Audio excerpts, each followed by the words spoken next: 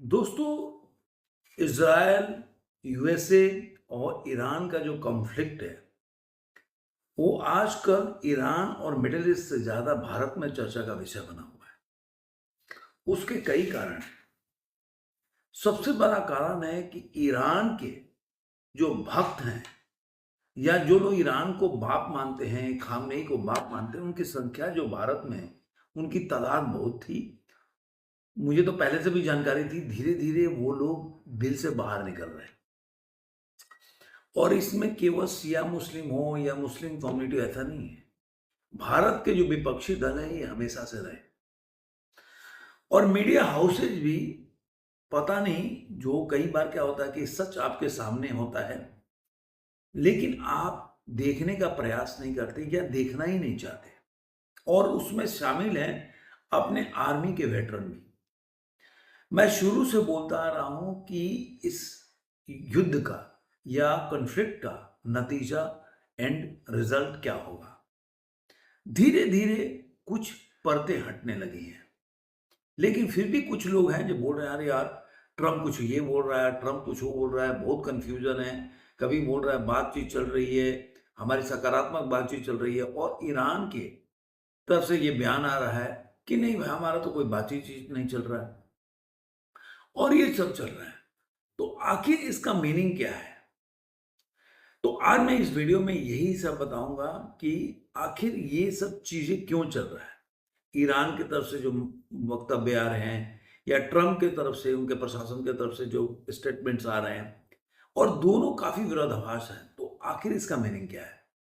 और दूसरा एक और चीज है कि क्या इजराइल जो है वो ट्रम्प की बात नहीं मान रहा है, क्योंकि जो अपने मीडिया हाउसेज हैं वो सारे जो वॉर एक्सपर्ट्स हैं, जितने भी मीडिया हाउसेज हैं, और खासकर विपक्षी पार्टियों के लीडर भी वॉर एक्सपर्ट्स हैं, वो एक एक बारीकी से ऐसे बताएंगे कि ट्रम्प कहाँ है, क्या करना चाहिए, जैसे ये वो युद्ध के मैदान में खड़े हैं और वो स्ट्रेटेजी तैयार कर रहे हैं।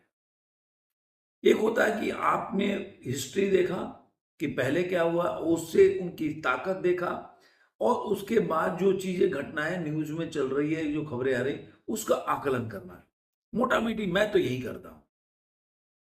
मैं कोई एक्सपर्ट नहीं हूं कि बैठ के वहां पे एक एक चीज जो ट्रम्प मेरे से राय ले या नेतान्याहू, मैं पहले से बोलता हूं, या नेतान्याहू हो या खामनेई के या उनके ईरान के जो लोग भी मेन लोग हैं, प्रमुख लोग हैं, वो मेरे से राय लेते हो या मैं उसमें बैठा हूँ, ऐसा नहीं है। लेकिन जो हिस्ट्री है वो काफी आपको, और पावर, हिस्ट्री के साथ पावर और जो खबरें आ रही है, तीनों चीज को मिक्स करेंगे तो काफी चीजें आपके सामने आ जाएंगी। अब आते हैं कि मैंने क्या देखा, आपने देखा, आपको याद, पहले आप उस जगह पे जाओ जब ये खबर एक आई थी कि सीआईए के एक व्यक्ति ने इंटरव्यू दिया और बोला कि जब ईरान के साथ मीटिंग चल रही थी, अभी खामनेई साहब जिंदा थे, और उस समय जब ये जो आयतुल्ला खामनेई के और ईरान के साथ अमेरिका का एक संधि चल रहा था, अचानक से वहां पे अटैक हुआ। मतलब ये आज भी ईरानी लोग बोलते हैं कि पीठ में छुरा भोंका या ऐसा वैसा बोलते हैं।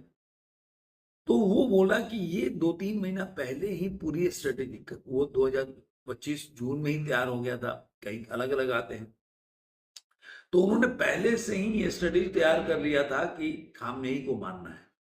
तो फिर मीटिंग क्यों इसलिए हो रहा है? सवाल ये उठता है। और सीआईए के बहुत बड़े पद पे बैठे का बंदे का इंटरव्यू है। कोई ऐसे राह चलते व्यक्ति का नहीं है। वो बोला कि हमने पहले से ही प्लानिंग कर लिया था कि खामनेई को मारना है, कहाँ मारना है, कैसे मारना है, इनपुट था उनके पास। तो फिर मीटिंग क्यों हो रही थी? यही तो मेन है, यही है वॉर की स्ट्रेटेजी, यही है माइंड गेम। अब आप देखिए, जिस दिन वो बोलते, जैसे कल बोला कि सीज फायर हुआ, परसों जिस दिन सीज फायर का हुआ कि मैं हरमूस जो है वहां पे अटैक नहीं करूंगा, तो ट्रंप ने बोला था कि मैं आपको इतना टाइम का देता हूं, 5 ही दिन का, पहले 48 घंटे का ऐसा मौका था। लेकिन उसी दिन आपने देखा होगा कि जो तेहरान है वहां पे काफी दिवाली मनाया उन लोगों ने, काफी। वो वीडियोस आपको अल जजीरा से लेके हर चैनल पे मिल जाएगा कि किस तरह से उन्होंने वहां पे बमबारी किया। और तो जो स्ट्रेटेजी होता है कि आप अपने जो दुश्मन है, जिस पे आप अटैक करना चाहते हो, जिसको आप मारना चाहते हो, उसको पूरी तरह से कंफ्यूज कर दो। कि वो शांत बैठ जाए कि नहीं हम कुछ नहीं करने वाले हैं। जिस तरह से उन्होंने बोला कि भाई मीटिंग वो वार्ता चल रही थी ईरान के साथ और बीच में उन्होंने खामेनी को एलिमिनेट कर दिया उनके हिसाब से। और अभी तक उन्होंने कम से कम 100 ऐसे जो प्रमुख है, पूरा का पूरा जो बार बार ट्रम्प बोलते हैं कि नेवी से लेकर उनके प्रमुख नेता सारे लोग को एलिमिनेट कर, कोई भी प्रमुख आदमी नहीं बचा हो, कमांडर से लेकर आर्मी, तो उसमें 100 लोग शामिल हैं। अब आप मेरे को एक एग्जांपल दे दो कि इज़राइल का कोई बड़ा लीडर इसमें मारा गया, एक एग्जांपल। अमेरिका को छोड़ दो, इज़राइल का।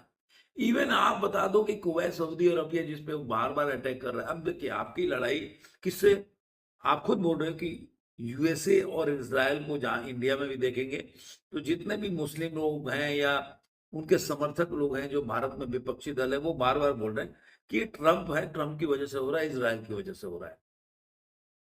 तो फिर एक आदमी को बता दो जो उनको एलिमिनेट किया हो। एक इस देश में एक बड़े आदमी को बता दो, इज़राइल में ही बता दो कि जो आ रहा था खबरें आ रही थी कि नेतान्याहू को एलिमिनेट कर दिया। लेकिन आपने देखा होगा कि पार्लियामेंट का वहाँ पे सेशन आराम से चल रहा है।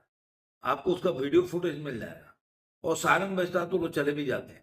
इस तरह के फुटेज भी वहाँ मिल रहा है। लेकिन फिर सवाल उठता है कि आखिर इस तरह का क्या मीडिया हाउसेस के पास कोई अकल नहीं है कि जिस देश में एक 100 से ज्यादा केवल पूरे के पूरे जो प्रमुख लोग हैं वो एलिमिनेट हो गए, और जिस देश में एक भी व्यक्ति इतने प्रमुख लोग को कुछ भी नहीं हुआ, तो आप कैसे बोल सकते हैं कि वो हार रहे हैं और वो डरे हुए हैं, फंस गए हैं? ये पहला सवाल। दूसरा, आपने देखा होगा अभी डील हुआ सऊदी अरबिया के साथ, कितने बड़े 6 मिलियन की कितना का, उससे ज्यादा का डील किया उन्होंने।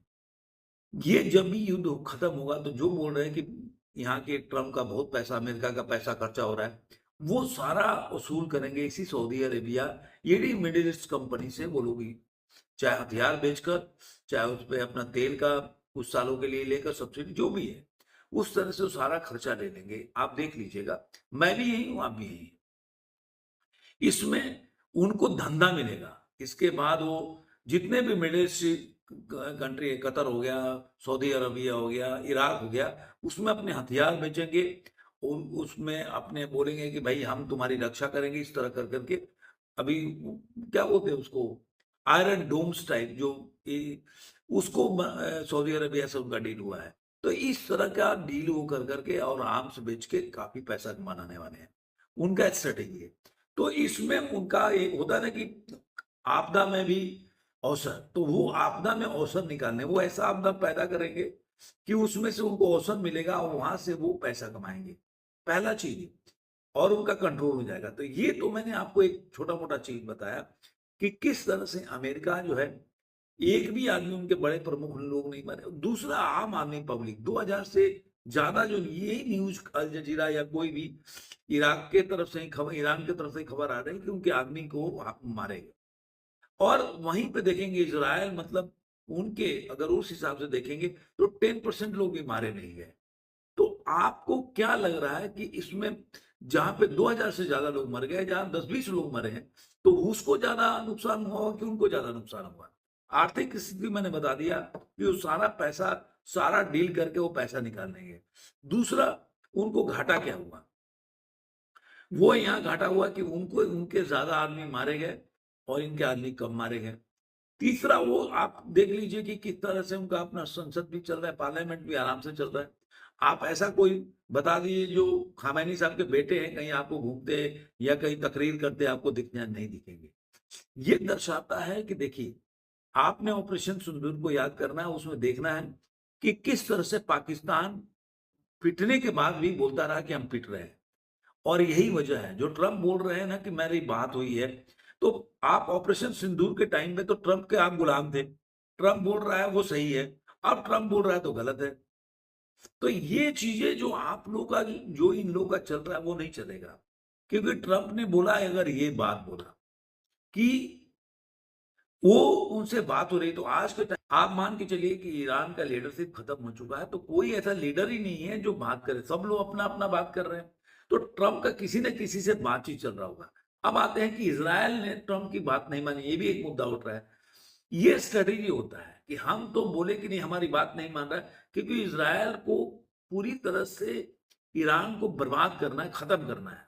क्योंकि इन फ्यूचर वो नहीं चाहेगा कि हमेशा से उसके देश पर ईरान का तलवार लटका रहे। वो पूरी तरह से उसको बर्बाद कर देगा कि कभी भी ईरान खड़ा नहीं हो पाएगा, जिस तरह से आज इराक का हालत है। ये आपने देखा होगा कि जिस तरह से इराक सद्दाम हुसैन के टाइम में अपने को इराक को लोग ज्यादा पावरफुल मानते थे, आज इराक की क्या स्थिति है, वो स्थिति में पहुंचा देगा, उसके बाद ही दम लेगा। और मैं आपको बोल रहा हूं, जिस दिन ये खबर बाहर आने लगी, आप मान के चलिए कि जहां पे आप बोल रहे हैं कि 9,000 उन्होंने अटैक किया, सफल दावा कर रहे हैं ट्रंप की तरफ से कि 9,000 मिसाइल मारी है। तो 9,000 मिसाइल मारने का समझ लो मतलब क्या होता है। ड्रोन और मिसाइल दोनों में बहुत अंतर होता है।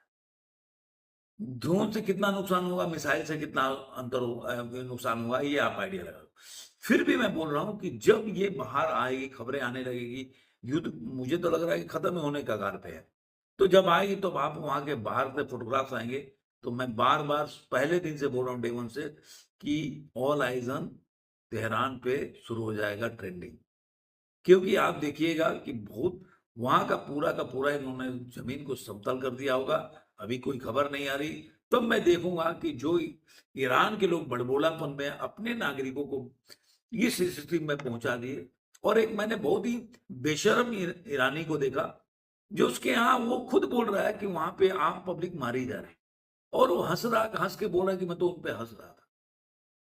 तो इस तरह का, तो मैं दो तीन चीजें बता दिया कि ये ट्रम्प क्यों दो तरह की इनकी बातें क्यों बोल रहे हैं, कभी आगे कभी, ये वॉर की स्ट्रेटेजी होती है, सामने वाले को कंफ्यूज करना। और एक अपना आदमी को बोलो कि मैं तो कुछ कर रहा हूं, आप अपना करते रहो। आप देख रहे हैं इजराइल रुकने को नाम नहीं रहा है, और बोल रहे हैं ट्रम्प तो मेरी बात ही, ट्रम्प बोलेंगे हमारी तो बात ही नहीं सुना। एक आदमी तो रहेगा ना समझाने के लिए कि नहीं भाई, तो इजराइल नहीं मान रहा है, मैं उससे बात करता हूँ, ये करने के लिए कि हमको जो करना था हमने कर दिया। तो ये सब स्ट्रेटेजी होता है, और यही होगा आने वाले दिनों में। धन्यवाद।